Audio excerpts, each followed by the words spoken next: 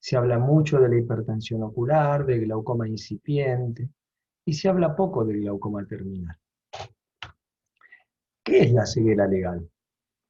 Bueno, según la Organización Mundial de la Salud, la ceguera legal es un impedimento en la función visual, aún con tratamiento o con corrección refractiva, con una agudeza visual menor a 0,3 en el mejor ojo, o un campo visual menor a 10 grados en el mejor ojo, pero que puede utilizar esa tarea esa visión para ejecutar una tarea. Para los Estados Unidos, ceguera legal es 0,1 de visión o menos en el mejor ojo, con la mejor corrección, o un campo visual menor a 10 grados. Y para Europa, ceguera legal es menos de 0,1 en el mejor ojo, con la mejor corrección, o con el campo visual menor a 10 grados. Entonces, ¿qué es el glaucoma terminal? Es el estado de deterioro visual severo de un ojo debido a hipertensión ocular, en donde el compromiso del campo visual afecta en forma acentuada la calidad de vida del paciente. Fíjense que la definición de glaucoma terminal es más por el campo visual que por el nervio óptico. Y además fíjense que no incluye valores de presión intraocular, porque terminal se refiere al estadio evolutivo y no a qué presión el ojo tiene. Nosotros sabemos que el diagnóstico tardío, que la progresión de las lesiones porque no haya diagnóstico o porque el tratamiento no sea adecuado y temprano, puede llevar a un glaucoma terminal. De hecho, hay estudios que muestran que el 87% de los pacientes con glaucoma perdieron crónicamente su función visual y que aproximadamente pasan unos 8 años y medio para que el daño moderado se haga severo. También hay que saber que por cada 10 años de aumento de edad hay 40% más riesgo de progresión de glaucoma. Es decir, que un paciente con 50 años puede estar estable y con 70 años tiene 40% más riesgo de progresar en su deterioro visual. Entonces quedamos en que el estadio de glaucoma avanzado y terminal es por el campo visual y más por el nervio óptico. Entonces, si vamos a pensar en campo visual, no sirven los exámenes de screening, no sirven los exámenes cortitos, no existen los exámenes sofisticados y cromáticos y selectivos.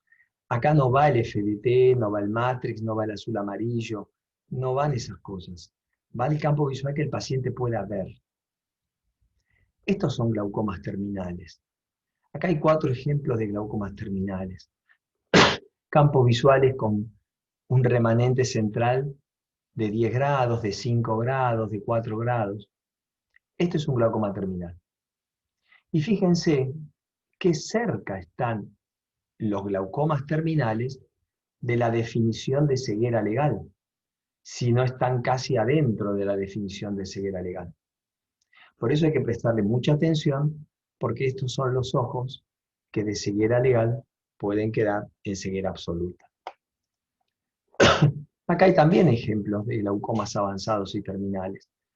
Ya no remanentes centrales, pero por ejemplo, en este caso de arriba a la izquierda, ustedes pueden observar cómo el área central de fijación está prácticamente rodeada de escrotomas absolutos. Lo mismo que en el ejemplo de aquí abajo. Quiero que se ve la flecha, en donde también está cerrándose el campo visual en torno a un remanente central. O este otro ejemplo de acá arriba, en donde ya el campo visual está a la mitad decapitado y comprometió el área central de visión. O este otro caso en donde, bueno, sí, hay un defecto campimétrico que queda más o menos 10 grados de campo visual. Todos estos son glaucomas terminales. Fíjense este caso, por ejemplo, ¿no? Estos puntitos solo son los que pudo responder en cada ojo. Estos son menos de 5 grados centrales de campo visual en cada ojo. en un paciente de 65 años, un paciente que todavía le queda vida por delante, y entonces tenemos que ser cuidadosos. La primera pregunta que uno se hace es, ¿tenemos que hacerle un campo de 30 grados a un ojo que solamente ve 10 grados o menos? ¿Tenemos que estar 6, 7 minutos por ojo examinando lo que el paciente no ve? ¿O tenemos que concentrarnos en el pedacito que el paciente ve y hacer campos visuales acordes a esa realidad? Bueno, estos son campos visuales de 10 grados. Pacientes que el remanente central de visión se le estudia mejor que si estudiásemos el campo visual de 30 grados, en donde prácticamente no obtendríamos respuesta. Recordemos entonces que para el glaucoma terminal es mejor el campo visual que el fondo de ojo. Y es mejor la perimetría automática estándar, es decir, la perimetría en blanco, la convencional, que cualquier test de campimetría selectivo. Pero también recordemos que no es suficiente un campo visual por año. Estos son pacientes que vamos a seguirlos con el campo visual y entonces uno por año no es suficiente, porque no podemos estar un año esperando a ver si el ojo cambió o no. Está descrito que los campos visuales que tienen un remanente central es mejor hacer programas de 10 grados que programas de 30. Porque claro, esos 10 grados tiene más puntos dentro estudiados y puede estudiarse mejor la estabilidad o la progresión. También se ha visto que en estos remanentes centrales los bordes son asimétricos y en general el cuadrante temporal inferior está más respetado que los otros cuadrantes. Aquí tienen, por ejemplo, dos campos visuales.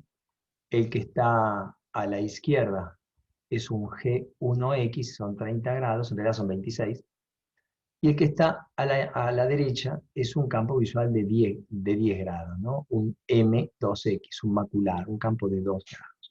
Fíjense que con este de 30 grados, solamente unos pocos puntos de los que ve el paciente pueden ser detectados.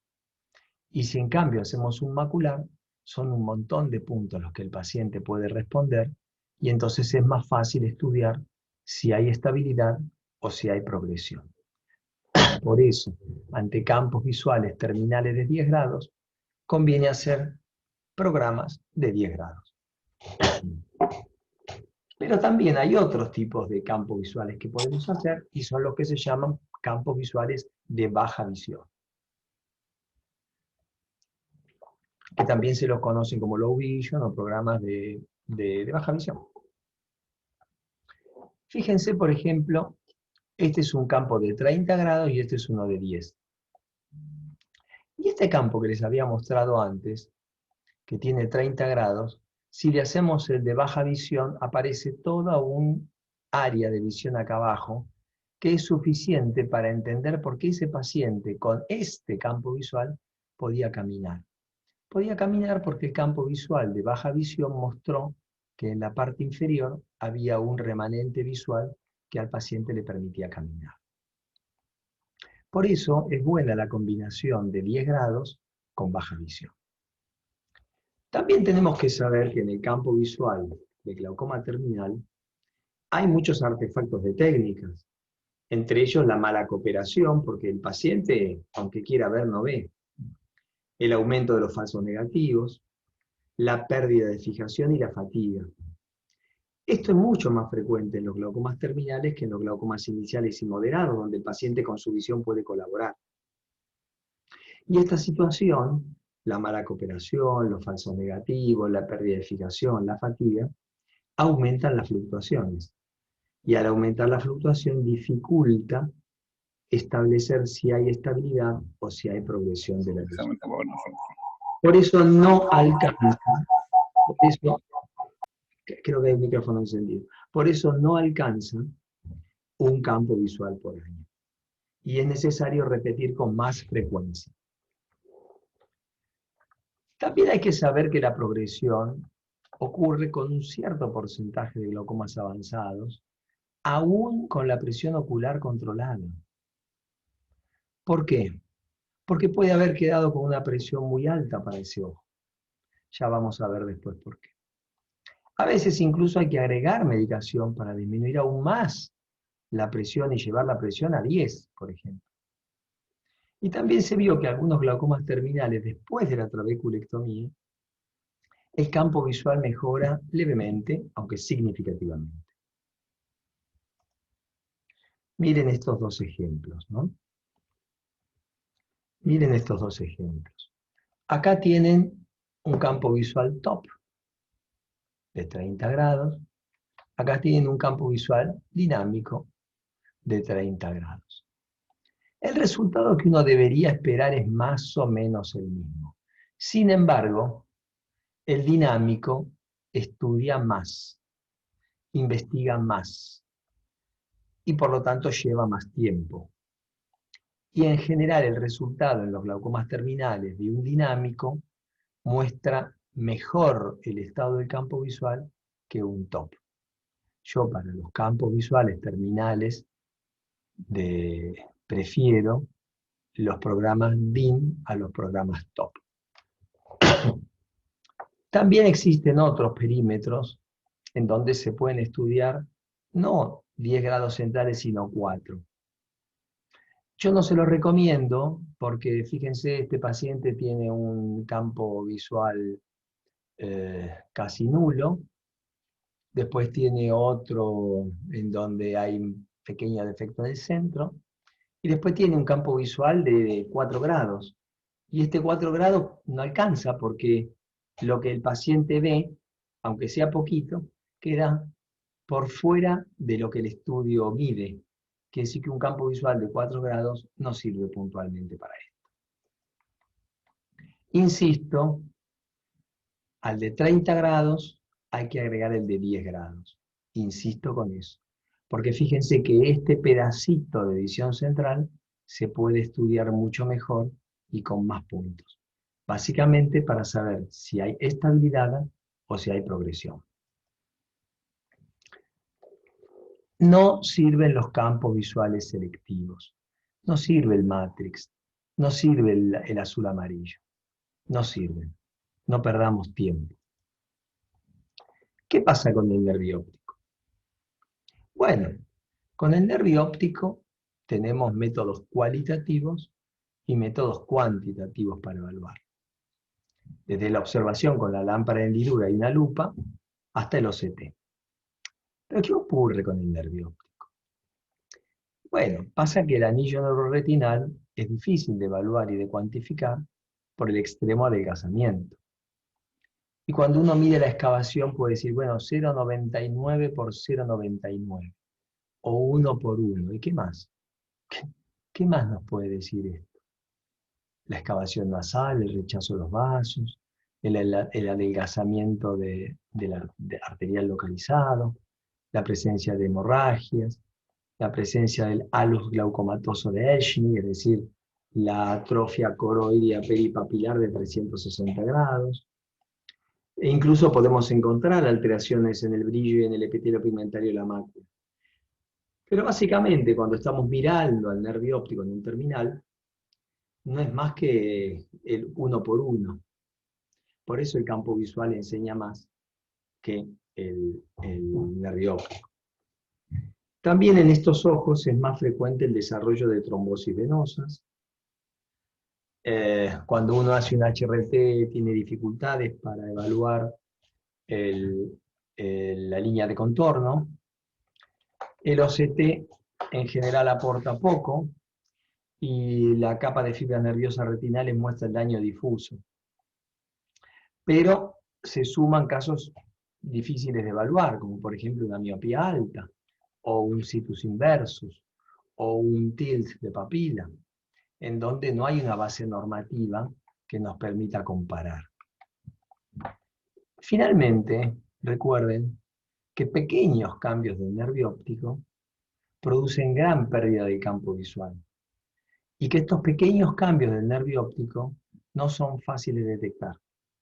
Por eso la mayoría de los seguimientos lo hacemos con campo visual. ¿Hacemos paquimetría en el glaucoma terminal? Bueno, siempre se piensa que es útil en los hipertensos oculares y cuando hay una discordancia entre la presión, el campo y el nervio. Y también se piensa que es útil cuando uno sospecha la presencia de un glaucoma de presión normal. Sin embargo, cuando se habla de glaucoma terminal se minimiza. No se habla mucho de la paquimetría.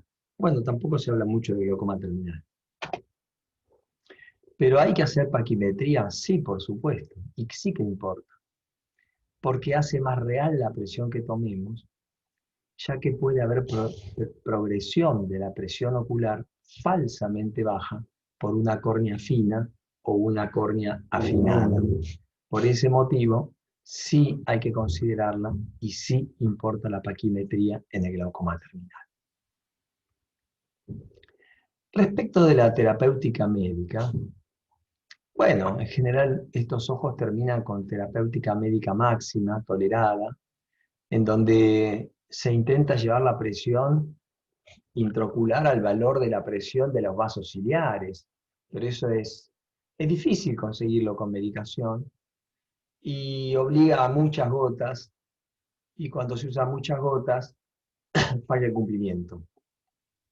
Incluso hasta se postula ocluir los puntos lagrimales para aumentar el efecto de la droga, para disminuir los efectos adversos de tanta droga. Porque claro, estamos hablando de terapéutica médica máxima, 3, 4 drogas por día, con lo que aumentan los efectos adversos locales y generales. Y ni hablar del factor económico involucrado, porque cada frasco cuesta, cada frasco dura un mes, siempre y cuando el paciente no lo pierda, siempre y cuando el paciente sepa colocarse las gotas. Entonces el factor económico también influye e influye mucho.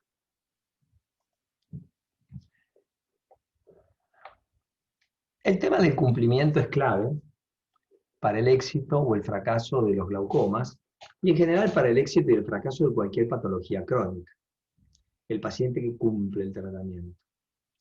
Este es el ejemplo de un paciente que fue anotando sus presiones hacia mano.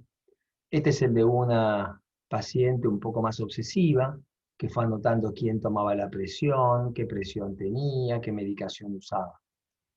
Este es un poco más maniático todavía, y entonces se armó su programa de computadora y va poniendo día por día o vez por vez que se controla la presión, qué presión tiene, si sube, si baja, si se hace masaje, si no hace masaje, si se pone la gota, si no se pone la gota. Bueno, estos ojos y estos pacientes son en realidad una ayuda, porque el paciente que hace esto es un paciente consciente de riesgo y uno tiene que estimularlo a que, bueno, tenga un buen control de sus ojos. De manera que, por ejemplo, cuando me pasan estas cosas, yo le digo al paciente, tráigame copia porque la guardo en la historia clínica.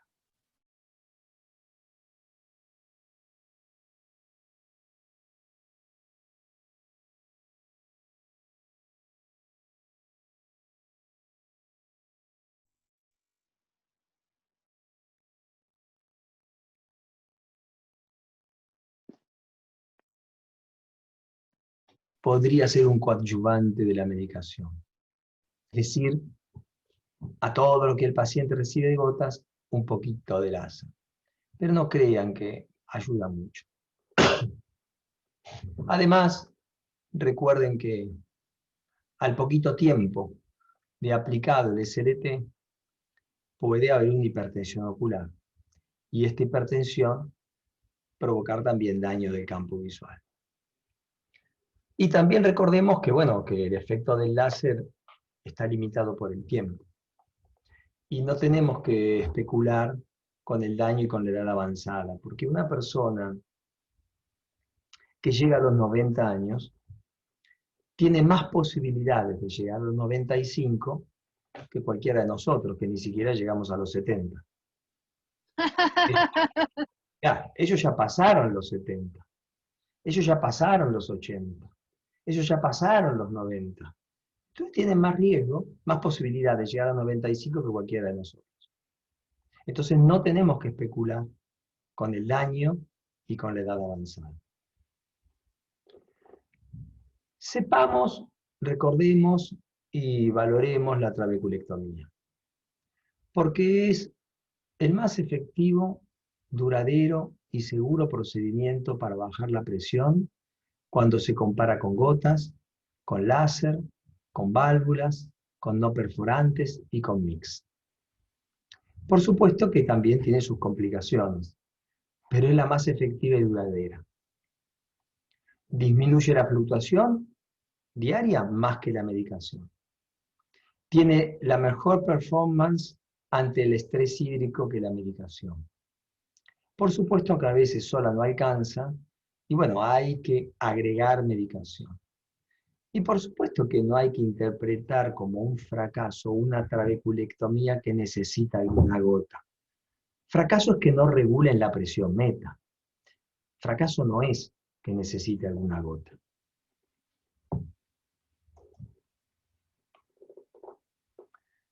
Bueno, puede ser que la medicación, que la cirugía no alcance, y entonces no alcanza ni la medicación máxima, y entonces se llega a una cirugía. Y se pretende con esa cirugía una baja importante de la presión. Y claro, cuando uno busca una baja importante de la medicación, en general hace ampollas grandes, usa mucha mitomicina, y entonces esto puede traer también complicaciones con más frecuencia, sea a corto plazo, sea a largo plazo. Tenemos que recordar que la trabeculectomía es el procedimiento quirúrgico oftalmológico que más endoftalmitis tardías tiene, sobre todo cuando se utiliza la mitomicina. Entonces, bueno, si bien es el más efectivo y seguro a largo plazo, también es el que más endoftalmitis puede producir. Bueno, miren esta escala. Ahí tienen 1, 2, 3, las horas del día y de la noche. En general, las personas que trabajan en su consultorio trabajan de 2 a 7 de la tarde. Los que trabajan en un hospital trabajan de 8 a 12 del día. Los que trabajan en una clínica, que trabajan y producen más, bueno, van temprano y se quedan como hasta las 5 o 6 de la tarde. Y el residente está todo el día trabajando. Pero sea como sea, hay un montón de horas del día en donde no estamos trabajando y no controlamos al paciente. Por lo tanto, son muchas horas del día sin medir la presión del ojo. No sabemos la presión del ojo más de la mitad de cada día. Creemos que está igual que la tarde. Suponemos que está igual que cuando tomamos la presión nosotros. ¿Y qué es lo que está pasando? Actuamos por suposición. Suponemos que está igual que en las horas que tomamos nosotros. Eso no se lleva bien con la buena regulación de la presión. Si a eso sumamos el estudio del AGIS 7, que estudió presión ocular y deterioro del campo visual, podremos recordar que los ojos que menos riesgo tienen, son los que tienen un promedio de presión cercana a 12 y que nunca tuvieron presiones por encima de 18. Los que mejor pronóstico tuvieron fueron los que tuvieron cerca de 12 de presión ocular y nunca tuvieron presiones más de 18. Mientras los que están cerca del 15, del 17 o del 20 y han tenido presiones por encima de 18, tienen más riesgo de deterioro del campo visual. Pero, fíjense, no a los 100 meses, fíjense en los primeros 2 años. En los primeros 2 años está todo bastante parecido el deterioro del campo visual. El que tiene 12, el que tiene 20. Entonces, ojo, que tengamos el paciente con 12 o con 20 y que el campo visual no cambie, eso es porque recién empieza el tema, porque recién empieza el problema. Pero si dejamos que esto evolucione, pues los que están cerca de 15, 17 o 20, con presiones mayores a 18, les va a ir peor que los que están en los 12 y no han tenido esas presiones.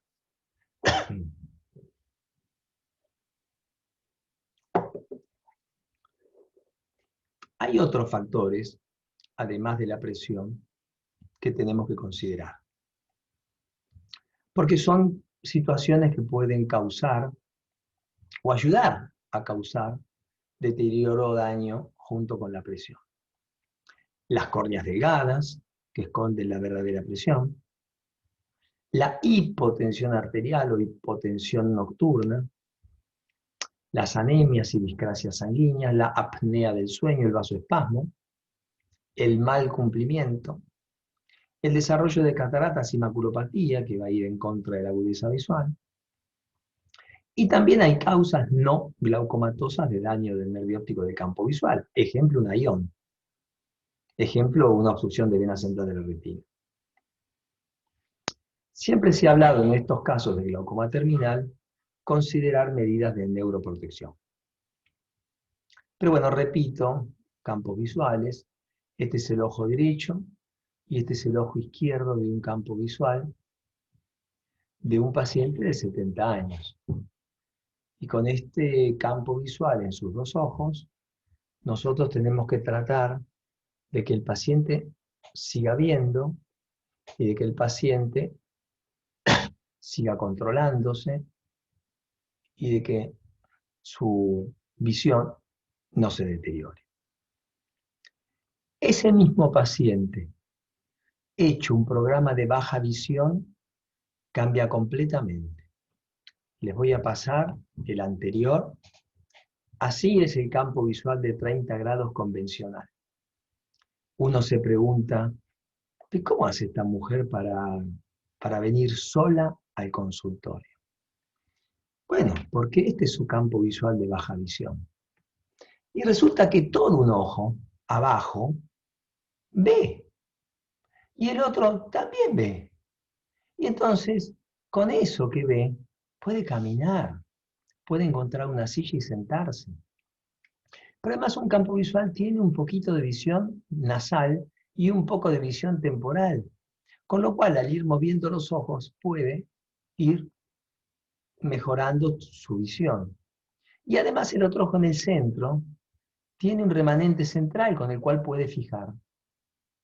Entonces fíjense qué diferente es hacer un simple campo visual de blanco en blanco que no nos hubiera permitido entender por qué ese paciente se mueve bien, y si hacemos un baja visión podemos entenderlo mucho mejor.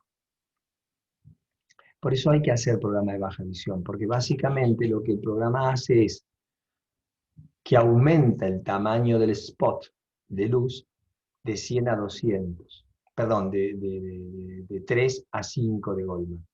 Agranda la luz para ver que el paciente la vea.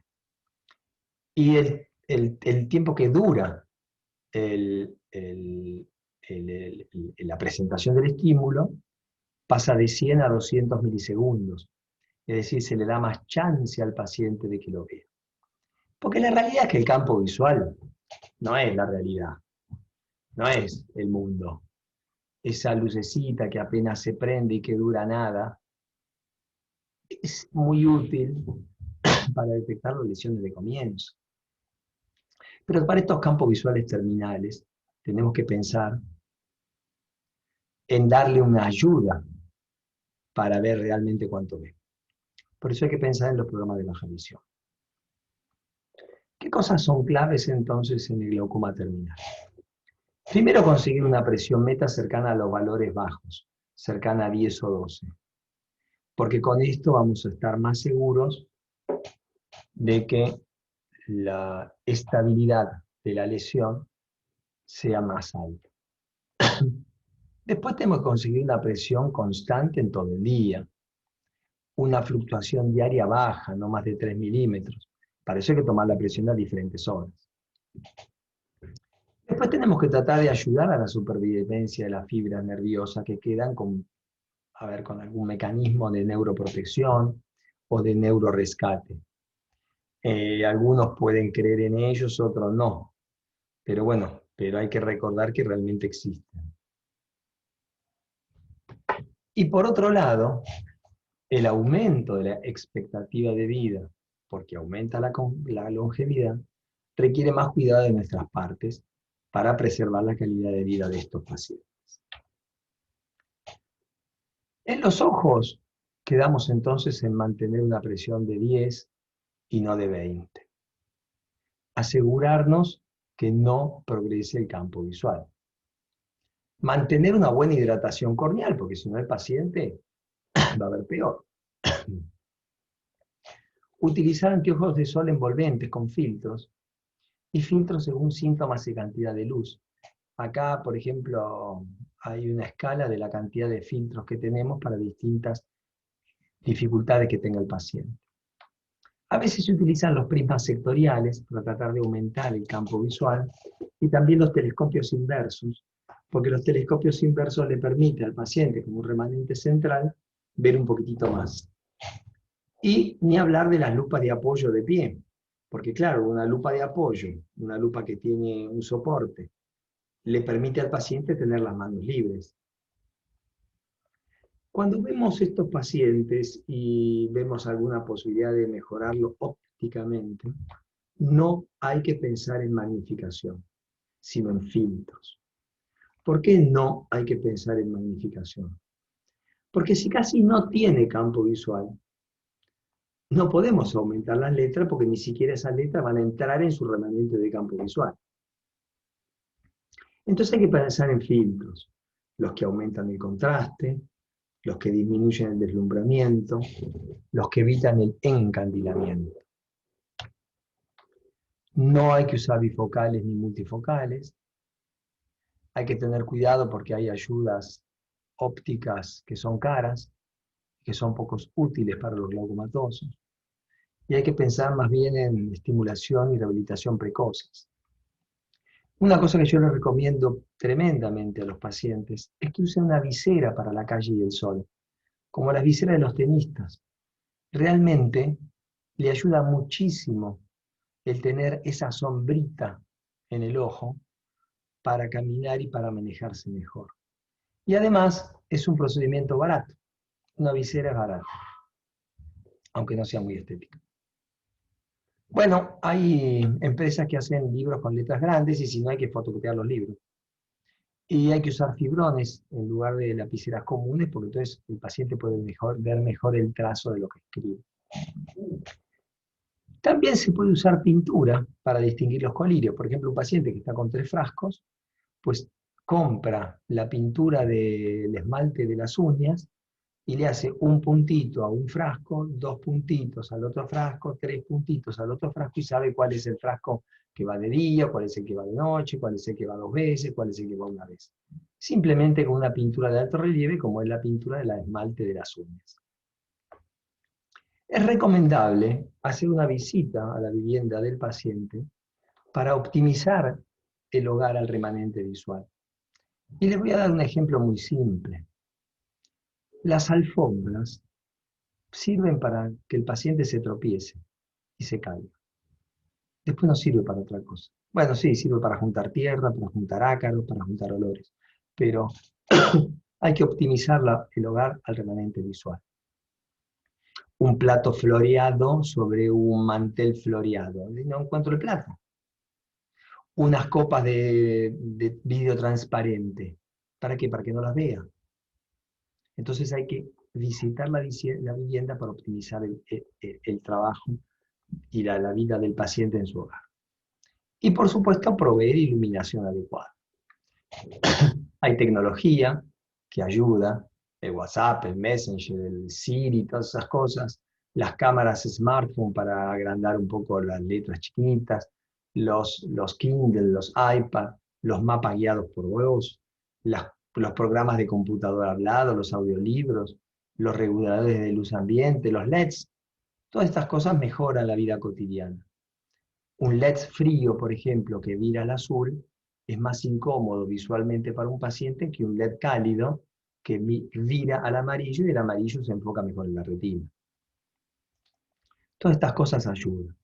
Por supuesto que el paciente cada vez que lo controlemos nos va a decir, ¿voy a ver mejor, doctor? Siempre va a preguntar lo mismo. Siempre. Los pacientes y también los familiares lo van a preguntar. Y le vamos a tener que explicar que no a los bifocales, que no a los multifocales, y que las ayudas ópticas o que los sistemas ópticos de baja visión pueden ser muy caros y no útiles para un glaucomatoso. Le tenemos que recordar al paciente que no es un tema de aumento, de agrandar la letra, sino que hay que pensar en filtros para evitar el deslumbramiento, para evitar el encandilamiento. Y al paciente hay que acompañarlo con rehabilitación visual, con profesores que hagan orientación, movilidad, para que el paciente también se pueda desarrollar mejor en la calle. La verdad que prestamos mucha atención, tiempo y recursos en los hipertensos oculares, en tratar de encontrar con el OCT la primer fibra que se daña. Y la verdad que esto clínicamente no es relevante. ¿Qué deberíamos hacer? Y deberíamos prestar mucha atención, mucho tiempo y muchos recursos a los glaucomas terminales para encontrar los medios de limitar el paso de mala visión o de ceguera legal a una visión aún peor. Si no hacemos esto, le cambiamos la vida al paciente, porque de mala visión va a pasar a ceguera legal y de ceguera legal va a pasar a ceguera funcional y de ceguera funcional va a pasar a ceguera total. Entonces lo que deberíamos hacer es prestar más atención al estadio de glaucoma terminal. Bueno, eso es lo que yo les quería contar respecto del glaucoma terminal. Esta es una foto de Buenos Aires y de la Plaza de los Congresos. Como Buenos Aires tiene el río al este, el sol se pone en el oeste y entonces a la tarde tenemos un oeste cargado de rojos y naranjas. Esta es una foto del Teatro Colón, es una maravilla. Cuando se pueda viajar, vengan a hacer la visita al Teatro Colón. Y estos son los jacarandás de Buenos Aires que florecen en noviembre y que transforman a las avenidas y a las calles en lugares llenos de violetas. Así que bueno, esta es mi ciudad y muy contento de vivir aquí. Esto es lo que le quería contar. Voy a dejar de compartir y bueno, estaremos dispuestos a cualquier pregunta. Doctor Casiraghi, hermosas fotos, gran presentación, doctor, le agradecemos bastante sobre un tema muy importante, ¿no? Actualmente aún todavía pues, se recibe una buena proporción de pacientes con este diagnóstico y es importante capacitarnos pues, en el tema. Bueno, como había mencionado, tenemos a nuestro profesor y coordinador académico del servicio, el doctor Guillermo Barriga. Por favor, ¿podría hacer algún comentario o pregunta, doctor? Gracias, Oscar. Buenos días con todos. Doctor Casiraghi, muchas gracias. Ha sido magnífica su presentación, un tema que realmente siempre queda muy relegado en muchos cursos de glaucoma. Eh, Le soy sincero, es primera vez que veo una presentación tan extensa sobre un tema que para muchos cursos son solamente viñetas en diapositivas. Ha sido extraordinario.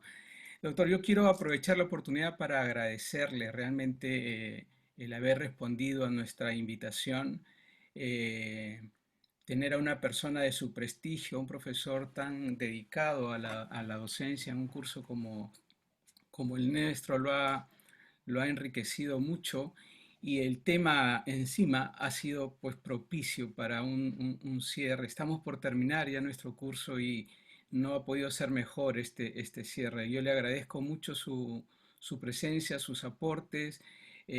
Quiero hacerle saber que ha motivado la expectativa de mucha gente. Es la primera vez que tenemos tantos participantes en el curso. Veo muchos amigos de fuera, inclusive. Ojalá quieran participar en la ronda de preguntas, pero le digo que ha sido su presentación un gusto y un honor. Muchas gracias. Bueno, muchas gracias. Muchas gracias. Hay en el chat algunas preguntas, si Sí, quieren las doctor. vamos leyendo y Sí, contestando. vamos a hacerlas a través de Oscar, doctor. Bueno, Se las voy leyendo, doctor. Oscar, vamos. El doctor Vaca le pregunta, bueno, excelente clase, lo felicita. Si utiliza, bueno, ya mencionó que utiliza tratamientos de neuroprotección. En todo caso, doctor, ¿qué tratamientos tiene usted de experiencia en su práctica clínica? bueno, en general, lo que nos pasa con la neuroprotección es lo que nos pasa en nuestras casas con los ladrones. Entra el ladrón, se lleva todo y después ponemos las rejas. Entonces acá más o menos pasa lo mismo. Llega el paciente con su glaucoma terminal y ahí le estamos poniendo la neuroprotección. Lo tendríamos que haber hecho antes, como tendríamos que haber puesto las rejas antes de que entre el ladrón a la casa. Ahora, bueno, ya está el ladrón y ya algo quedó.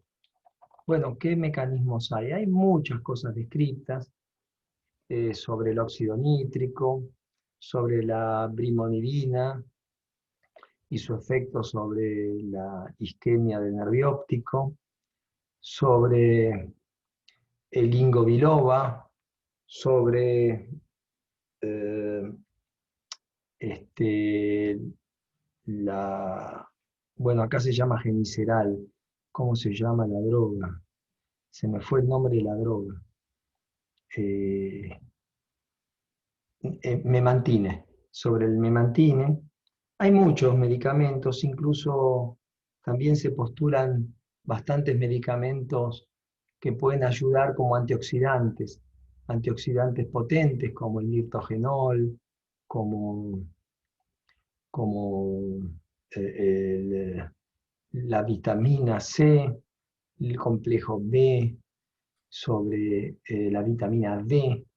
Hay un montón de mecanismos que buscan, por un lado, mejorar la circulación, por un lado, disminuir los radicales libres y la oxidación. Van a encontrar muchísimos. Hay un trabajo interesante. Es una recopilación desde el año pasado. Es un review sobre estas terapéuticas. No me acuerdo en qué revista está, pero si googlean lo van a encontrar. Por supuesto, doctor, muy interesante. Gracias por su respuesta. Otra pregunta también que se habló es, le preguntan qué porcentaje de disminución de la PIO considera de inicio en estos pacientes. Bueno, el estudio que usted nos habló, no sé si quisiera complementar esta pregunta, por favor. Bueno, en realidad, tal vez tenemos que pensar no en el porcentaje de disminución de la PIO, sino en qué PIO tiene que tener el paciente. Es decir, cuál es la presión meta a la que tenemos que llegar. En estos pacientes tenemos que llegar a presiones metas bajas, entre 10 y 12. Ese es el objetivo. No importa que partamos de 20 o de 30. El objetivo es más o menos llegar a una presión de 10-12. ¿Mm? Perfecto, doctor. La doctora Olivera le pregunta, ¿qué opina de la endociclofotocoagulación de inicio en estos pacientes con glaucoma terminal? Bueno, depende de la presión que el paciente tenga y de la presión que el paciente podamos conseguir. No sé si el paciente tiene trabeculectomía previa, o válvula previa, o láser previa.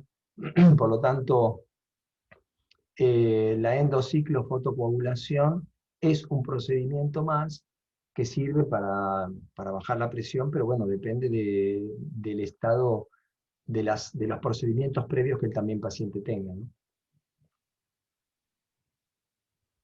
El doctor Román le pregunta qué tratamiento se le puede ofrecer a estos pacientes para controlar el dolor. Bueno, si el paciente tiene dolor, hay que pensar en otra cosa y no en un glaucoma terminal.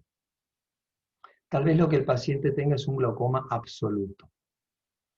¿Qué condición es el glaucoma absoluto? Es la situación en donde el paciente ha perdido su visión y tiene un ojo ciego o ciego y doloroso. En este caso, para controlar el dolor, podemos actuar sobre superficie o podemos actuar a nivel ciliar. Actuar sobre superficie significa hacer un recubrimiento conjuntival o hacer un recubrimiento con membrana amniótica, colocando o haciendo una micropuntura de la membrana de Bowman para disminuir las bullas y el dolor que eso puede producir. A nivel ciliar puede ser con una endociclo fotocoagulación para bajar presión o puede ser con una retrovulvar. Pero esto es más para los ojos en donde lo que tienen es un glaucoma absoluto, es decir, un ojo que no ve y que además duele. La condición de glaucoma terminal no es una condición de dolor. Excelente respuesta, doctor. La doctora Ulloa le pregunta, bueno, hay una serie de felicitaciones en el chat. En un paciente con un remanente visual reducido en el que considera realizar una trabeculectomía, ¿cuál es el manejo que indica pre y post cirugía? Un paciente con un remanente visual reducido en el que considera realizar una trabeculectomía. Bueno, a las trabeculectomías al ojo hay que prepararlo. Prepararlo significa que hay que darle corticoides para mejorar su superficie ocular y su conjuntiva desde por lo menos 2 o 3 semanas antes de la operación. Hay algunos antiglaucomatosos que irritan e inflaman la superficie ocular y si uno pudiera quitarlos, bueno, sería mejor porque la conjuntiva va a llegar mejor al momento de la trabeculectomía.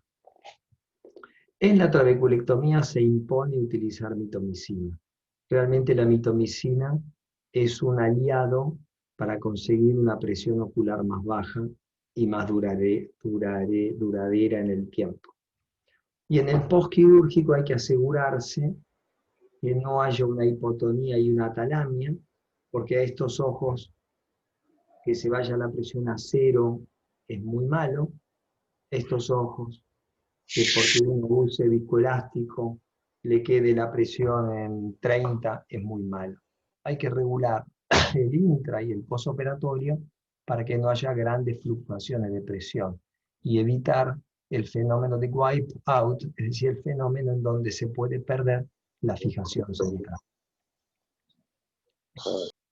Tenemos otra pregunta, doctor, de la doctora Esquivel. En pacientes con cirugía filtrante previa, glaucoma terminal y catarata total no susceptible de FACO, ¿cuál es su conducta terapéutica?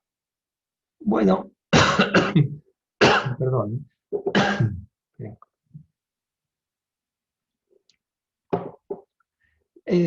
No susceptible de FACO. Habría que ver si no es susceptible de FACO. Pero si realmente la catarata es total y el paciente tiene un remanente visual, la remoción de esa catarata realmente lo va a ayudar. Si la filtrante previa está regulando en 10 sin medicación, es probable que una cirugía de catarata no la afecte. Si la filtrante está regulando en 20 con medicación, es probable que una cirugía filtrante arruine esa cirugía que ya venía funcionando mal porque estaba en 20 con medicación. Entonces, depende cuál es el estado de esa filtrante previa. Ahora, si el paciente tiene una catarata total, y hay que sacarla. Tal vez después termine con una válvula o con otra trave o con un endociclo, pero estas cataratas en un paciente con mal campo visual le afecta muchísimo su visión y su calidad de vida. Perfecto, doctor. La doctora Irene le pregunta, bueno, lo felicita, y quería preguntarle cuándo usa el micropulsado en pacientes con glaucoma terminal. Bueno, el micropulso, voy a decir una cosa políticamente incorrecta.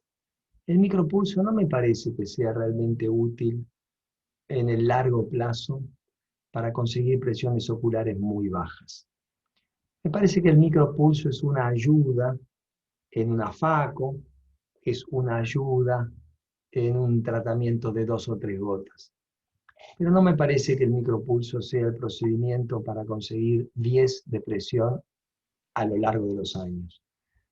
Para eso prefiero y considero más útil no el micropulso, sino la termolisis o la ciclofotocoagulación con diodo.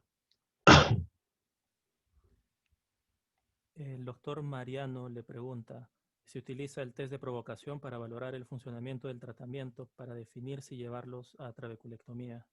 Sí, lo uso antes de la trave para también explicarle al paciente por qué motivo hay que hacérselo. Y lo uso después de la trave para asegurarme que no aumenta, que no hay gran fluctuación con la prueba de tolerancia hídrica. La prueba de estrés hídrico, mejor dicho. Bueno, y tenemos una última pregunta. ¿Cuál es su postura en relación a la viscocanaloplastía, doctor? Bueno, la viscocanaloplastía es un procedimiento útil para bajar la presión sin generar demasiada hipotonía en el posoperatorio y demasiada, ¿cómo explicarlo? Demasiadas complicaciones en el posoperatorio inicial. Lo que pasa es que la viscocanalostomía en general consigue presiones oculares más altas que una trabeculectomía con mitomicina.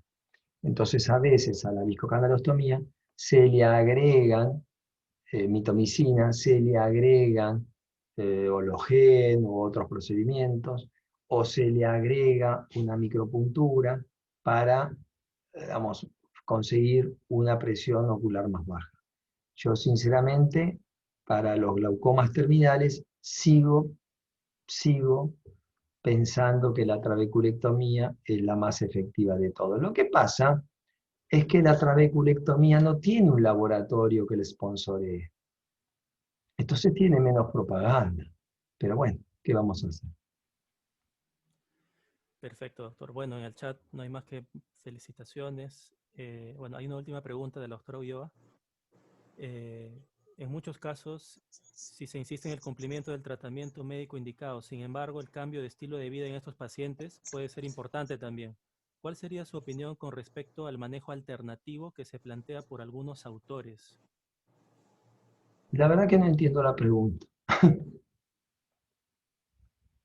Me parece que se refiere a algunos otros tratamientos alternativos, ¿no? Como habló tal vez suplementos vitamínicos, control tal vez de los factores de riesgo cardiovasculares, me imagino, doctor. Bueno, sí, todas esas cosas yo Así. creo que son una ayuda. Lo que pasa es que yo a todo eso, yo no lo llamo medicina alternativa, porque alternativa es una cosa en lugar de otro. Bueno, una alternativa a una taza de té es una taza de café. Yo no lo llamo alternativo, yo lo llamo complementario. A una taza de té le puedo agregar leche, a una taza de té le puedo agregar miel. Pero eso no es una alternativa, eso es un complemento. Entonces yo pienso que todas estas otras cosas, que son un complemento de la medicina holística que practicamos, sí puede ser útil. Perfecto, doctor. Bueno, hay una pregunta que, bueno, ya ha sido respondida sobre el tema de... Doctor, la doctora Blanca Alzamora nos está solicitando realizar una intervención. Ella es asistente de nuestro servicio. Por favor, doctora, si pudiera activar su micro. Gracias, sí. Doctor Kashiragi, buenos días a todos. Muchísimas felicitaciones, infinitas gracias, brillante, brillante conferencia, muy, muy bonita. Doctor, quería preguntarle, en el caso de los pacientes mayores, por decirse 80, 87 años, con glaucoma terminal y después de una trabeculectomía, ¿qué porcentaje pueden pasar a ceguera total? Y la segunda pregunta sería, en esos mismos pacientes, por ejemplo, de 87 años, alguno de ellos que tuviera ojo valioso, ojo único, y ¿cuál sería el mejor tratamiento? ¿Se le indicaría el tratamiento quirúrgico? Muchas gracias. Bueno, la cifra estadística a esa edad, ¿cuántos tienen pérdida de visión? No la sé. Podría inventarla, pero no la sé. De todos modos, depende completamente del estado de regulación de la presión, el pronóstico individual de cada caso. Yo creo que a ese paciente, a mí me faltarían datos para poder opinar respecto de ese paciente, de qué medicación tiene, de qué presión ocular regula, de qué fluctuaciones tiene, de qué campo visual tiene. En estos ojos, yo recomiendo que seamos muy personalistas en el tratamiento, que no sigamos una guía o un plan genérico. Si tuviéramos que tener una guía o un plan genérico, básicamente es este. Tratemos de llevar la presión a 10-12 con el procedimiento que sea menos dañino para el paciente. Y mantengamos el control campimétrico de 2 o 3 veces por año, porque es el mejor parámetro para el seguimiento de estos pacientes. Y ayudémoslo con ayudas ópticas, con filtros, con viseras, con tecnología y con medicina complementaria. Eso es genéricamente lo que habría que hacer. Pues cada paciente es un paciente particular, paciente único. Muchísimas gracias, doctor. Muchísimas gracias. Gracias por su respuesta, doctor. Bueno, quisiera ceder la palabra al doctor Guillermo Barriga para el cierre de la sesión. Sin antes agradecerle, doctor Casiraghi, nuevamente por su presencia. Gracias. Está en mute. Doctor, está ahora. Ya por hablar. Sí, solamente, doctor, volver a agradecerle su presentación. Estamos muy complacidos con la respuesta que dio a nuestra invitación y esperamos volver a contar con usted en un futuro. Muchas gracias. Bueno, muchas gracias por la invitación, muchas gracias por estar ahí. Y es una pena que no podamos compartir un pisco sour o un cevichito. Pero bueno, algún día lo haremos. Así Así es. que bueno, que tengan un buen día todos. Muchas gracias. Bien. Hasta luego. Buen día, doctor. Muchas gracias. Gracias. Muchas gracias, doctor. Hasta pronto. Adiós. Doctor Barriga, para informar a la audiencia que el día de mañana tenemos a la doctora María Delgado Morales con el tema de cirugía de glaucoma mínimamente invasiva. Ok. A las 7 de la mañana. Listo. Gracias. Gracias. Que tengan buen día. Bien. Hasta luego. Gracias.